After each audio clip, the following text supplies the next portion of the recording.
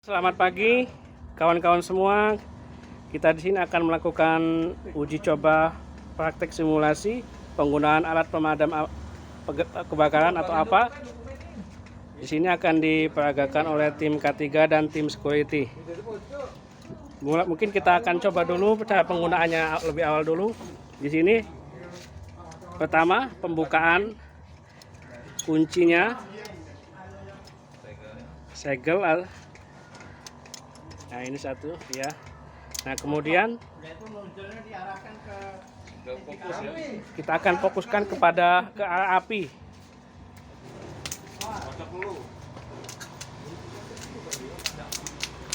Oke. Sekarang kita mulai ya. Ikuti arah angin. Jangan sampai kita berlawanan dengan angin ya. Jangan sampai. Mana anginnya kemana tuh? Kesini. Sano.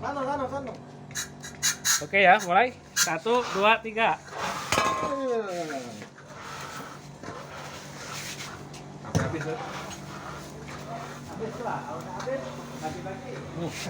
Kalau habisin. Baca berhenti tuh. Jengokan aku. Yo, mesti kalau itu.